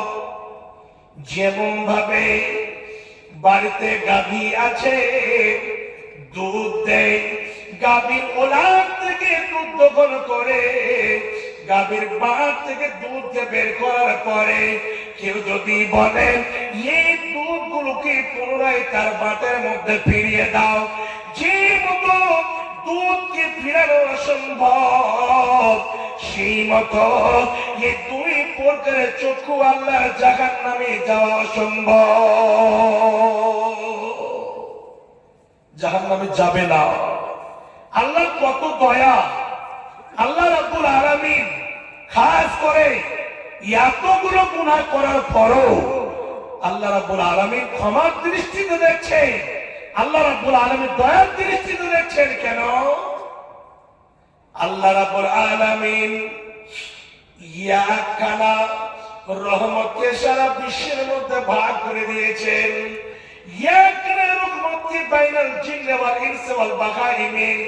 মানুষের মধ্যে দিয়েছেন, জিনের মধ্যে দিয়েছেন, গরু মহিষ ছাগল ভেড়া কুকুর শ্রীগাল, যতগুলো আল্লাহর মাখলুকাত রয়েছে, যতগুলো প্রাণী রয়েছে, ওই সমস্ত সমস্ত প্রাণীর মধ্যে একখানা রহমতকে বন্টন করে দিয়েছেন। হে মা জননী আমার বাপ জানেরা, ওই অল্প আল্লাহ দুনিয়া পাওয়ার কারণে আমরা ছেলে মেয়েকে কত আদর স্নেহ করি, কত সুন্দর ভাবে নিজে না খেয়ে ছেলে মেয়েকে খাওয়াই, নিজের কাজ করে কেবল শীতের মৌসুমে নিজের শরীরে একটা ভালো জ্যাকেট পরি না, ছেলে মেয়ের শরীরে ভালো কাপড় দিই, ভালো জামা দিই, কত গালে চুমো খাই, কত আদর করে, কত সুন্দর ভাবে তাদের শিক্ষা দীক্ষা দেওয়ার জন্য প্রস্তুত রয়েছি। এই মা আমার বোন আমার দেখতে পাবেন গরু নই ছাগল ভেড়া তারাও নিজের বাচ্চাকে কত আদর করে। একটা মুরগি শুধু বাচ্চা দিয়েছে, বাচ্চাগুলো টুকটুক টুকটুক করে মায়ের সঙ্গে চলতে শিখেছে।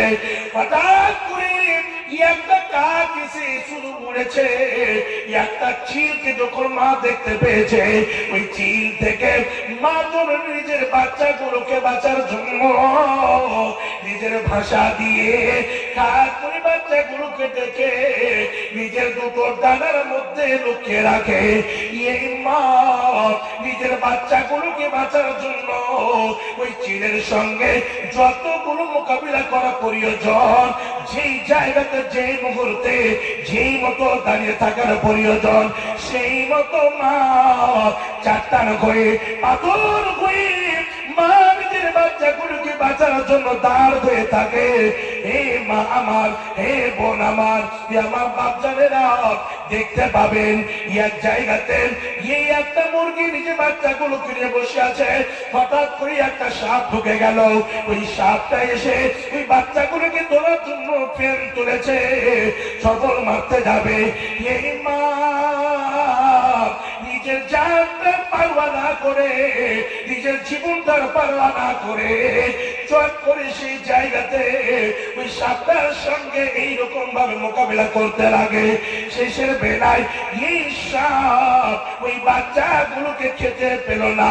শেষের বেলায় নিরুপায় হয়ে ওখান থেকে আবার এক পা দুই পা করে বের হয়ে বাইরে চলে যায়।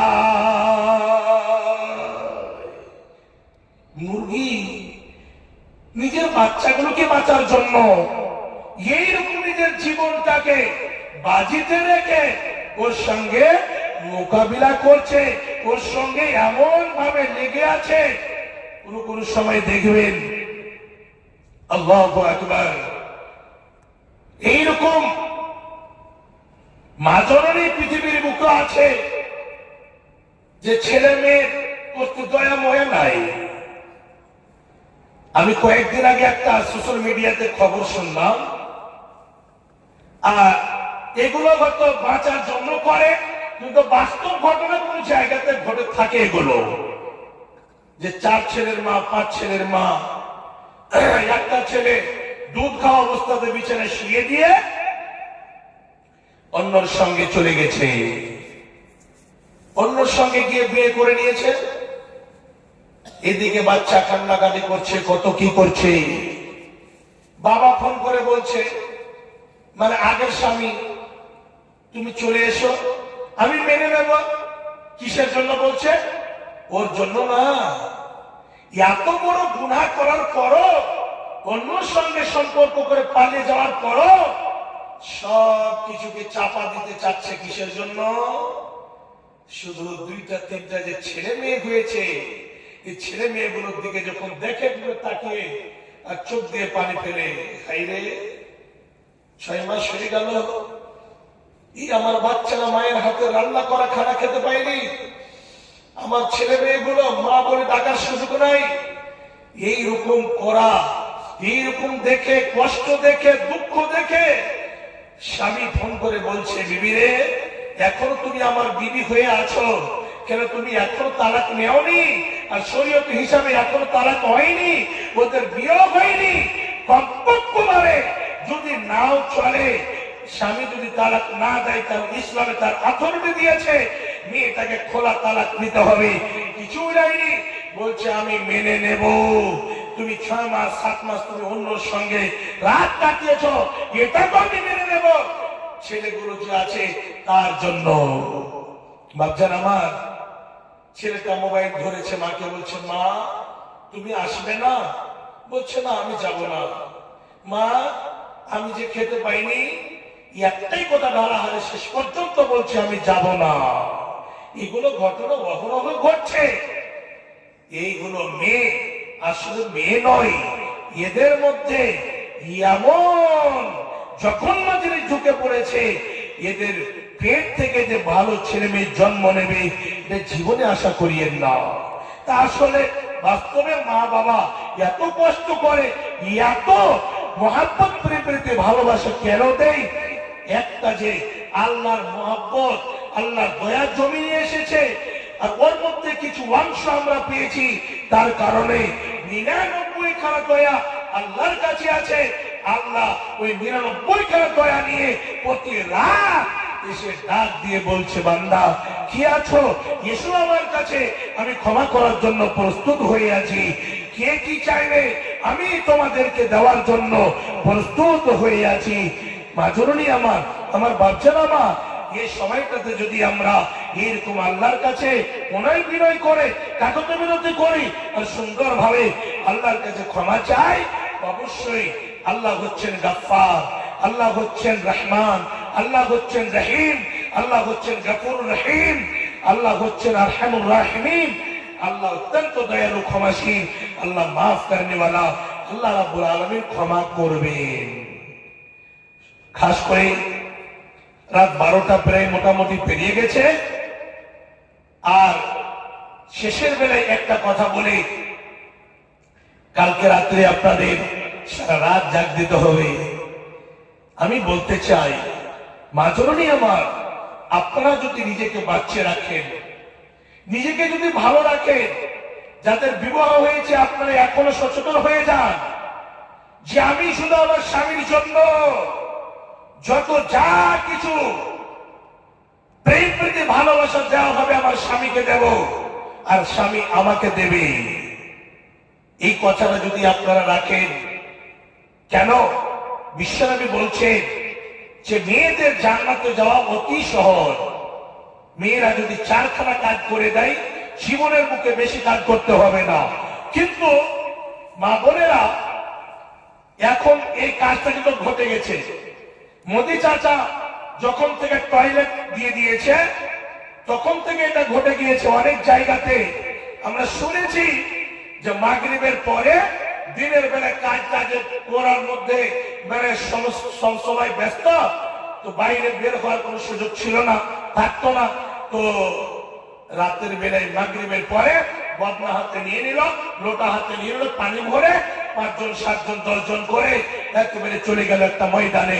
বাড়ির পিছনে গিয়ে গোল হয়ে বসে গেল, পায়খানাতে বসে এক অপরের গল্প চালু হলো। তোমার স্বামীটা কেমন, তোমার বিয়ে হয়তো 6 মাস হলো, কেমন?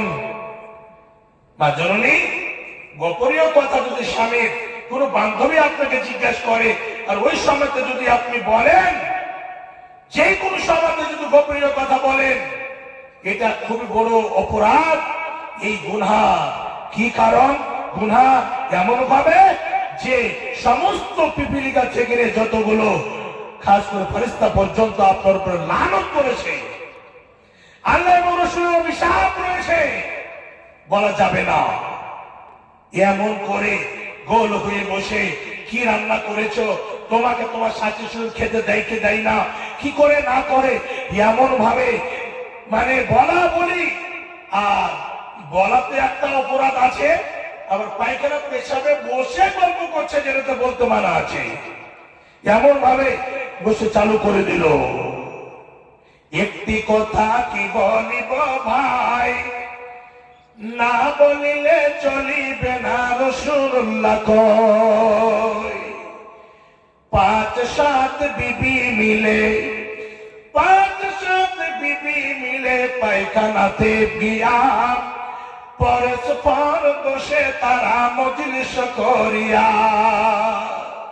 তারপরে কহে যায়, তারপরে কহে যায় আপনার কাগিনী কি কি রান্না করেছ বুবু, বলো দেখি শুনি।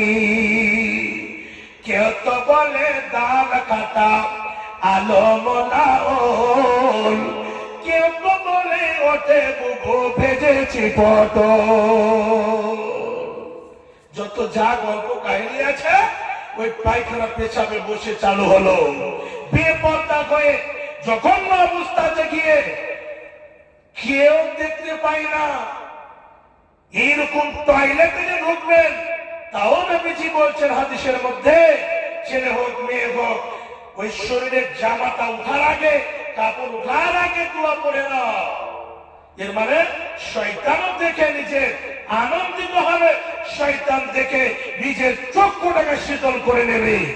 জি, তো এরকম বেহায়া হয়ে বসে মা বোনেরা বিপর্দা হয়ে এমন হয়ে চলে। মা এইরকম যদি অবস্থা যদি থাকে তার জীবনে কোনদিন ভালো ছেলে মেয়ের আশা হবে না। যুবক ভাই, নিজের স্ত্রীর গোপনীয় কথা বলা যাবে না। অনেকে বলে আমরা তো গাড়ি ঘোড়াতে সফর করি, অনেকে এমন কথায় মগ্ন, আল্লাহু আকবার। ওরা মনে করছে যে মোহাম্মদ সাহেব বোধহয় শুনতে পাই না। আরে মোহাম্মদ সাহেবকে শুনতে পাই, কান আছে কি? আরে এদের একটাই অপর আছে, এরা মৌলানা হয়েছে। জি, মৌলানা হলে তো উত্তর দিয়ে দেয়। তো মোহাম্মদ সাহেবের কাছে লুকিয়ে লুকিয়ে একটু একটু করে গাড়ি ঘোড়াতে, বাসে আর ট্রেনে কত কত জায়গাতে। কয়েকদিন আগে আমি ধুলিয়া যাচ্ছিলাম প্রোগ্রামে, তো একটা ছেলে মেয়ে চাপলো, মনে করছে যে স্কুলেরই হবে, কলেজেরই হবে। আমি একটা সিটে বসে আছি, মেয়েটি যে বলছে মরনা বলতে সিট খালি আছে, তো ওইটাতে বসে যা, এখানে দুটা সিট আছে, তো আমরা দুজন বসবো, আপনি একজন বসে আছে, তো আমাদের দুজন দুই জায়গাতে হয়ে যাবো। আমি ভাবলাম আল্লাহ, এখন মমতা দিদির যে পারমিশন পাওয়ার, এই পাওয়ার পেয়েছে, আমাকে চট করে হটে যেতে হবে। ব্যাগটা নিয়ে হটে গেলাম, পিছনে চলে গেলাম। সুন্দরভাবে দুইজন একেবারে ছোটকা ছোটকে দুইজন এক জায়গাতে বসলো, আর বসার পরে হেডফোন বের করে, ইয়ারফোন বের করে, হেডফোনটাকে বের করে একটা ছেলেটা নিল, মেয়েটাই বের করছে, আর দুটো সিটের মাঝখানে একটু ফাঁকা আছে, আমি বসে আছি দেখছি। ইয়ারফোনটা বের করে ছেলেটার কানে ঢুকিয়ে দিল, এই না, আর একটা নিজে নিয়ে নিল, আর মোবাইলটা মেয়েটারই বের করছে, আর দেখছে ফেসবুকে কত কি, আর হা হা হা হা, আর খিলখিল খিলখিল করে হাসছে। আর মোবাইলটা দেখে বুঝতে পারা গেল কমপক্ষে 20,000 ওপরই হবে। আপনাদের দোস্তদের যদি মোবাইল আমাদের মতো মরনা নেই, তো মনা জামাল সাহেবকে জিজ্ঞাসা করে যে এক সপ্তাহ ওকে ঝিম ধরার মতন বেমারি হয়ে থাকে, যে 10 লাখ টাকা মোবাইলে লাগিয়ে দিল, এই 10টা টাকা ইনকাম করতে কতটা কষ্ট হয়। আল্লাহ, তুই মোবাইলটাকে নিজের টাকাতে কিনে নিয়েছে, ওর সাইড হিরো দিয়েছে মোবাইলটা, সাইড হিরোর কাছ থেকে মোবাইল পেয়ে সাইড হিরোকে দেখাচ্ছে। দেখতে দেখতে জিগরিতে গেল, ওই ছুচকা হেরে গেল। আমি বলছি ই নামলো না, ই নামলো না। কয়েকটা স্টপেজ আগে গিয়ে দেখছি ওই মেয়েটা নামছে। তাহলে মনে মনে ধারণা করলাম যে অসুবিধা নাই, আলহামদুলিল্লাহ, মা বাবা পড়ার জন্য দিয়েছে, চাকরি কিন্তু ছেলেটাও পেয়েছে, মেয়েটাও পেয়েছে। মমতা যদি চাকরি প্রয়োজন নাই, এই চাকরিতে যদি পড়ে যায়, এই মতো ছেলে মেয়ে আদর্শ খুঁজবেন, আদর্শ মেয়ে এগুলোকে বলবেন, আদর্শ পুরুষ এগুলোকে বলবেন। জীবনে না, কখনো না। মা বোনদের কেমন হতে হবে? বিশ্বনবী বলছেন, কাজ করে যে মেয়েরা 4 খানা কাজ করতে পারবে, সে মেয়েরা হচ্ছে আদর্শ মেয়ে, সেই মেয়েটা হবে জান্নাতি মেয়ে। বিশ্বনবী কি বলছেন? 5 ওয়াক্তের সালাত যারা আদায় করবে, 5 টাইম যারা নামাজ পড়বে, দ্বিতীয় নম্বরে সামনে মার্চ মাসের 11 তারিখ থেকে রোজা, 11 তারিখের রাত্রিবেলা 12 তারিখে শাহরি খেতে হবে, রোজা 12 তারিখে হবে।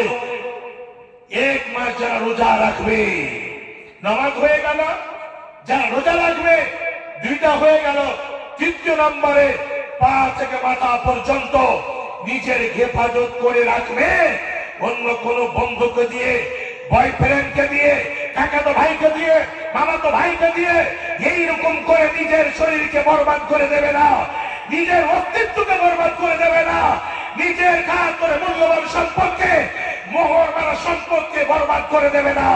মোহর মারা মানে মোহর করবে একদিন ওই পুরুষটাই করবে যেদিন তোমার সামনে গিয়ে তোমার বাবা বলবে, এই মেয়ে তুমি নাও, আব্দুর রহমানের সাথে বিয়ে করিয়ে দিলাম, এই 10,000 টাকা মোহর। ওই পুরুষ তোমার মোহর খুলবে। তার আগে মোহর খোলার কোন পুরুষের অধিকার নাই, আর মোহর খুলতে দেওয়ার কোন মেয়ের অধিকার নাই। জি, আপনাকে পা থেকে মাথা পর্যন্ত হেফাজতে রাখতে হবে। হেফাজত মানে এক নম্বরে কোন পুরুষ যেন তোমার শরীরে টাচ করার সুযোগ না পায়। দ্বিতীয় নম্বরে একেবারে পর্দার সঙ্গে, পর্দার মধ্যে পা থেকে মাথা পর্যন্ত জামা কাপড় পরে পর্দার মধ্যে থাকতে হবে। হয়ে গেল 3 নম্বর। 4 নম্বর, স্বামীর কথা অনুযায়ী চলাফেরা করতে হবে। স্বামীর খাবেন, ওই যে বলে না, ভাতার ভাত খাবো না মা, বল বাবা, বলগা বাবাকে। এই যে বলে না, এমন হচ্ছে যে স্বামীর কথা অনুযায়ী চলবে না, স্বামী যেটা বলবে সেটা শুনবে না, স্বামী যেই পথে চলতে বলবে চলবে না। নবীজি বলছেন যে 5 ওয়াক্তের সালাত যারা আদায় করবে, 1 মাসের রোজা যারা করবে, 3 নম্বরে যারা নিজেকে সুন্দর করে হেফাজতে রাখবে, 4 নম্বর স্বামীর কথা অনুযায়ী চলবে, স্বামীকে সন্তুষ্ট করে রাখবে, সব সময় মন জয় করে রাখবে, হাসি মুখে ফুটাবে। এই 4টা গুণ যেই মেয়ের মধ্যে থাকবে, ওই মেয়েটি হচ্ছে জান্নাতি। নবীজি বলছেন মিন আইয়ি আবওয়াবিল জান্নাতি শাআত, আটখানা জান্নাতের দরজা হবে। বলা হবে যাও যাও, যেটা দরজা দিয়ে ইচ্ছে তুমি জান্নাতে চলে যাও। বাবুন আমার, আপনাদের এই মায়ের পেট থেকে নবী রাসূল এসেছেন, আপনাদের মতো মায়ের পেট থেকে বড় বড় মুহাদ্দিস এসেছেন। যদি নিজেকে ভালো করে সুন্দর করে রাখেন, নবীজি বলছেন আদ-দুনিয়া কুল্লুহা মাতাউন ওয়া খায়রু মাতা'id দুনিয়াল মারাতুস সালিহা। দুনিয়ার সম্পদ, মোবাইল, ক্যামেরা, ম্যাক, জমি, জায়গা, সম্পদ, টাকা, পয়সা, সোনা চাঁদি, হীরামণি মুক্তা, গাড়ি ঘোড়া, যানবাহন, ট্রেন, বাস, ট্রাক্টর, এরোপ্লেন, সব কিছু হচ্ছে সম্পদ। কিন্তু এগুলো মূল্যবান সম্পদ নয়। মূল্যবান সম্পদ, নবীজি বলছেন যেই মেয়ের মধ্যে আদর্শ থাকবে, সলেহা মেয়ে, সাধবী মেয়ে, মুত্তাকি পরহেজগারিনী মেয়ে, আল্লাহকে ডাকনে वाली মেয়ে, ওই মেয়েটি হচ্ছে মূল্যবান সম্পদ। জি, আর মেয়েদেরকে তো আল্লাহ সম্পদ বলেছেন, জমি বলেছেন। জমিতে যেরকম গম হয়, ভুট্টা হয়, ধান হয়, আম হয়, আপনার কত কত জিনিস এই জমি থেকে উপার্জন হয়, তেমনি মা বোনদের পেট থেকে কেমন সম্পদ হবে? সম্পদটা কি পাবেন মা? যারা নিজেকে ভালো করে রাখবেন, শুনে রাখুন। এই কথাটি বলে ইনশাআল্লাহ দোয়া দিয়ে ইনশাআল্লাহ বিদায় নেব। আপনারা বিদায় নেবেন, আমিও বিদায় নেব। কি সম্পদ পাবেন? আপনাদের পেট থেকে কি সম্পদ আসবে শুনুন। মা জননী আমার, আপনাদের এই মায়ের মতো মায়ের পেট থেকে ইমাম বুখারী জন্মগ্রহণ করেছিলেন। আপনাদের এই মতো মায়ের পেট থেকে নবী রাসূল দুনিয়ার বুকে এসেছিলেন, সাহাবায়ে কেরাম মায়ের পেট থেকে এসেছিলেন। হে মা, আপনার এই মতো মায়ের পেট থেকে খাস করে ইমাম আবু হানিফা, ইমাম মালিক, ইমাম শাফিঈ, ইমাম আহমদ বিন হাম্বল মায়ের পেট থেকে এসেছিলেন। মায়ের পেট থেকে শাইখ উসাইমিন, শাইখ ইবনে বাজ, কাজ করি এরকম ভাবে শেখ নাসিরউদ্দিন আলবানী, শেখ ওবায়দুল্লাহ মোবারকপুরী, শেখ শাফিউর রহমান মোবারকপুরী, শেখ আল্লামা ইবনে তাইমিয়া, এরকম করে শেখ নজিরুদ্দিন সাহেব, শেখ সানাউল্লাহ নসরি সাহেব, শেখ আকরাম খান সাহেব, শেখ ইনায়েত আলী, শেখ বিনায়েত আলী, এইরকম করে যতগুলো বড় বড় মুহাদ্দিস এসেছিলেন, সমস্ত মুহাদ্দিস, সমস্ত মুফাক্কির, হাফিজে কোরআন, এইগুলো সবাই আপনাদের মতো মায়ের পেট থেকে এসেছিলেন। এখনো যদি সচেতন হয়ে যান, ভালো যদি হন, অবশ্যই একটা যদি এইরকম পাক পবিত্র মেয়ে থাকে, এইরকম যদি আল্লাহকে ডাকলে বাড়ি হয়, এই পীর যদি পাক পবিত্র থাকে, শরীরটা যদি পাক পবিত্র থাকে, অন্য পুরুষকে দিয়ে যদি নষ্ট না করে দিয়ে থাকে, তাহলে শুনে রাখুন, এই পেটে, এই পাক পবিত্র পেটে, এই হালাল জায়গাতে রেখে আল্লাহ রাব্বুল আলামিন কাজ করে ওলি আউলিয়া, মুহাদ্দিস মাওলানা, আলিম ফাজিল, হাফিজ হাফিজা, মুআল্লিম মুআল্লিমা, এইরকম করে ভালো ভালো সম্পদ দেবে, এর মধ্যে কিঞ্চিত পরিমাণ সন্দেহ নেই। আর যদি বেলা 12টা হয়ে গেছে, ভাত রান্না করতে হবে, খালি চাপাতে হবে, ভাত রান্না করে না, কিসের জন্য? ভাত রান্না করতে গেলে সিরিয়াল ছুটে যাবে, সিরিয়ালে পাগল হলো সারা জামানা, সিরিয়ালে পাগল হলো সারা জামানা, নামাজ পড়তে ভুলে কিন্তু সিরিয়াল দেখতে ভুলে না। সায়েন্স বলছে, মুহাদ্দিসিনে কিরাম বলছে, যে মায়ের পেটে সন্তান চলে এসেছে, 4 মাস যেদিন হয়ে গেছে, 4 মাসে 340-এ 4 মাসে অঙ্গ প্রত্যঙ্গ সব কিছু আল্লাহ রাব্বুল আলামিন হাত তৈরি করে দিয়ে কমপ্লিট করে দিয়ে রূহ দান করে দেন এবং মুকদ্দারে যা কিছু লেখার লিখে দেন।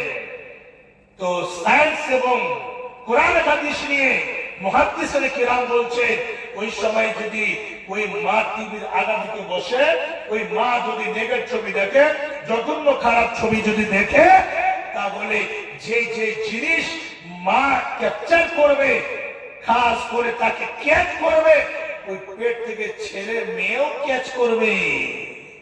আপনি জানেন না? জি। আবার আপনি কি নেবেন?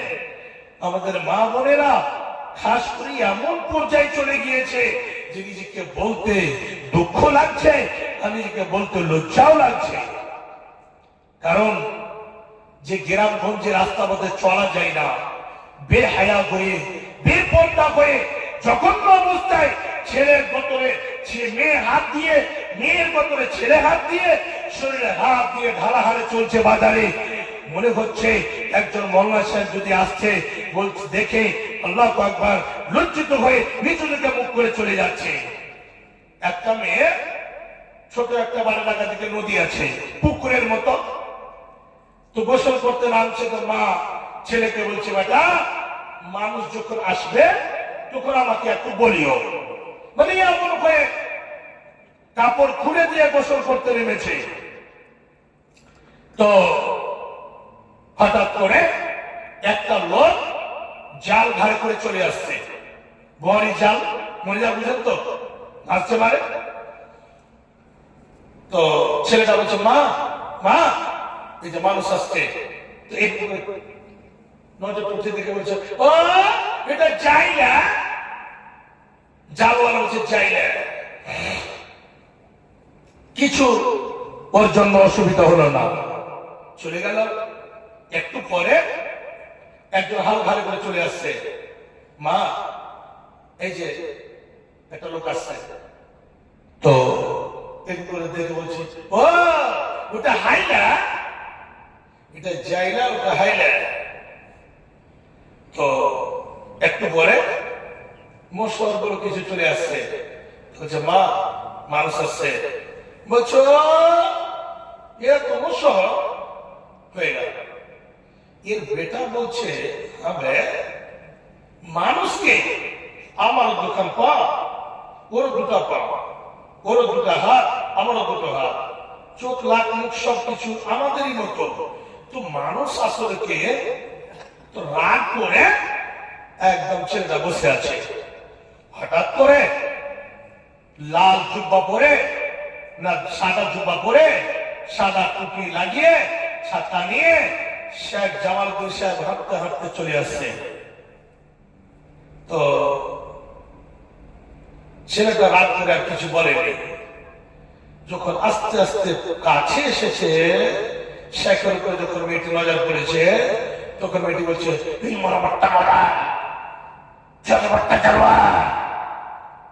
যত জঘন্য গান থাকে গান দিয়ে বলছে